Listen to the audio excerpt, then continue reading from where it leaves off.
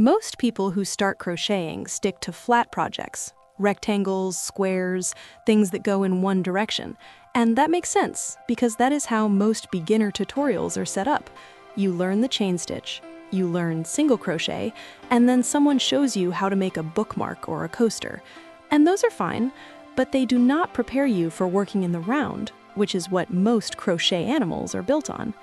Working in the round is exactly what it sounds like. Instead of going back and forth in rows, you go around and around in a spiral. And when you do that, you can create three-dimensional shapes, spheres, cylinders, cones. Put those shapes together, and suddenly you have a head, a body, ears, a tail. You have an animal. The reason beginners avoid this is because no one takes the time to explain that it is actually not that complicated. The techniques involved are almost the same ones you already know. You just use them differently. Let's start from the very beginning.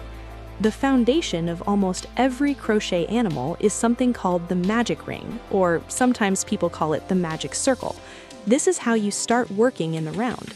Instead of chaining a certain number of stitches and joining them into a circle, you form a loop with your yarn, work your first stitches into that loop, and then pull the tail of the yarn to close it tight. The result is a circle with no hole in the middle. That might sound confusing written out, but when you see it in motion, it takes about 30 seconds to understand. The reason it matters is that if you start your circle with a chain, you will almost always end up with a small hole at the center of your piece. For a flat piece, like a granny square, that is totally fine. But for a stuffed toy, you do not want holes because the stuffing will poke through, or you will have uneven shaping. Once you know the magic ring, you start your piece by putting a certain number of stitches into it, usually 6, sometimes 8, depending on how big you want the final shape to be. After that, you increase, which means adding extra stitches in each round to make the circle grow wider.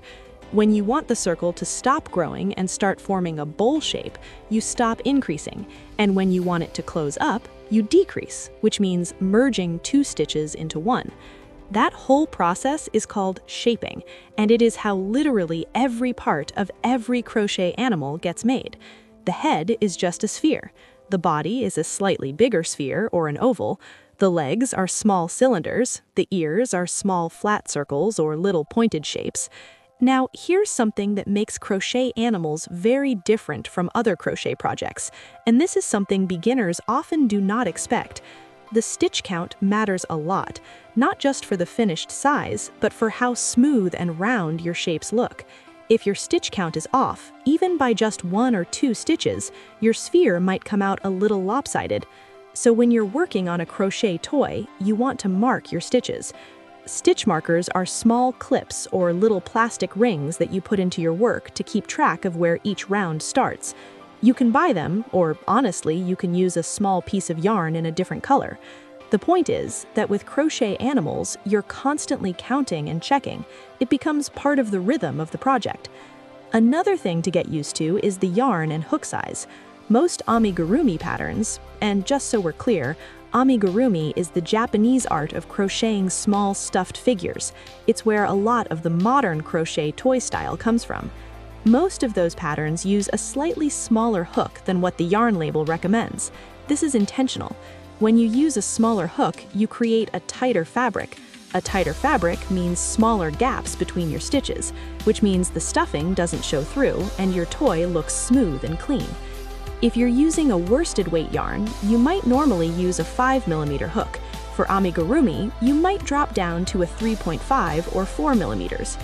It feels a little different at first because your tension will naturally be tighter, but you get used to it quickly.